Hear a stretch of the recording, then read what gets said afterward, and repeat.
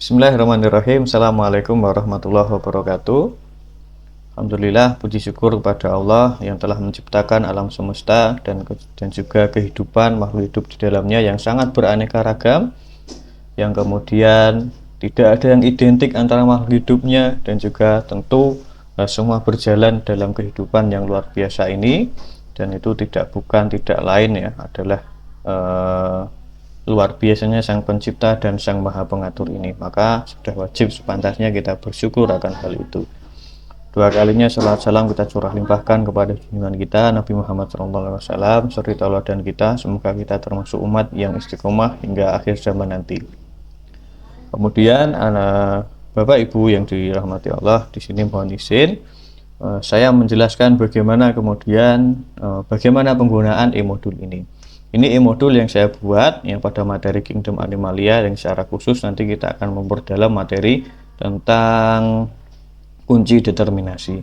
Dan kemudian ini e-modul yang berbasis problem based learning ya. Maka di dalam kegiatannya nanti itu ya terdapat sintak-sintak, kemudian PBL, dan juga terintegrasi website pembelajaran ya. Dan di sini ada halaman sampul, ini digunakan untuk kelas 7 SMP. Daftar isinya ya, dimana secara kegiatan pembelajaran ya, nanti ini juga ada CP-nya dan tujuan pembelajaran, dimana kegiatan pembelajaran di sintak pertama PBL itu ada kasus ditemukan. Ada dua kasus terkait dengan hama yang ada di sawah.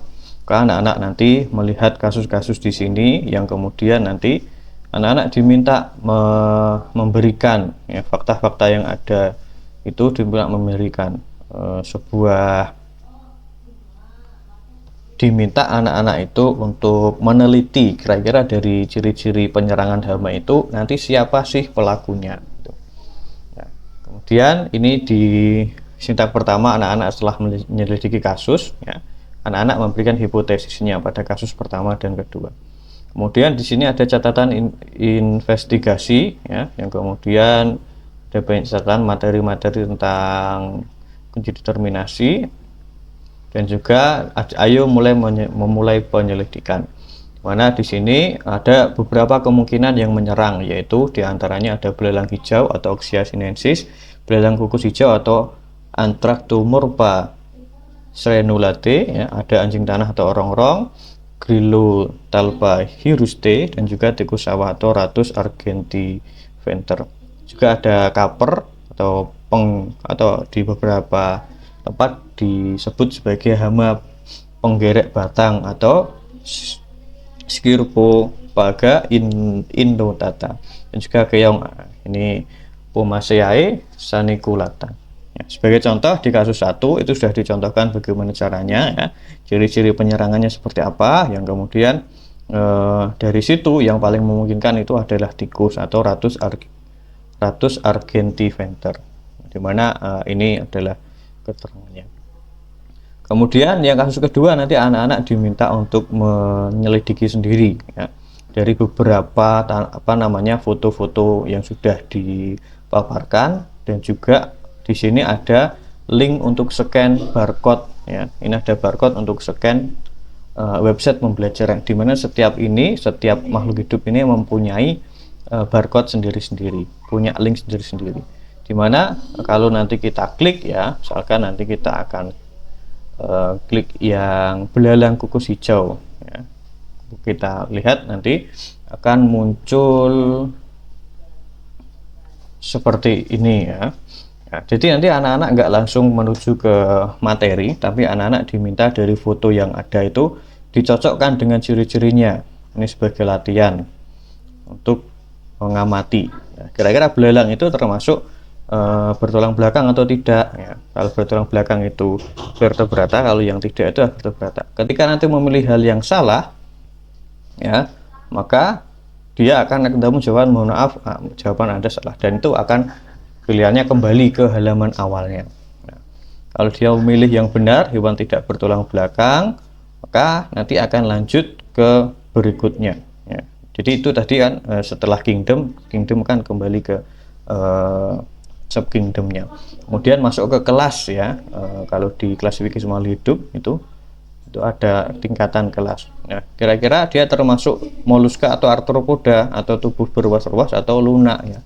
Nah, jadi kalau kita menjawab nanti benar, akan lanjut ke berikutnya. Apakah kemudian serangga itu yang belalang kuku hijau itu, nanti kukus hijau itu masuk ke tipe mulut penghisap atau penggigit atau pengunyah? Nah, atau dia termasuk ordo Hemiptera atau Orthoptera? Nanti kalau misalkan jawab benar lagi, nanti akan lanjut. Apakah dia itu nanti memakan akar padi atau memakan daun tanaman padi? Kalau makan daun karena belalang ya. Klik sampai nanti benar ya. Ciri-ciri terakhir di sini kepalanya lancip atau tumpul. Kalau misalkan lancip, diklik benar, nanti akan muncul sebuah materi jelasnya ya. Jadi taksonominya apa, kemudian keterangan definisinya apa, bagaimana cara belalang ini menyerang tanaman padi, dan bagaimana cara pengendalian hama. Di sini materinya sudah ada. Kemudian saya lanjut lagi ya. Nanti semua anak-anak harus menyekan ini dan kemudian melihat mana sih sebenarnya yang cocok di kasus kedua. Setelah itu hasil penyelesaian kasus itu nanti ditulis di sintak berikutnya, yaitu di sini mana yang vertebrata, itu hewannya apa saja ditulis ya. Sampai kemudian semua lengkap di sini, terus kemudian dirubah ke dalam bentuk tabel kunci determinasi. Ya.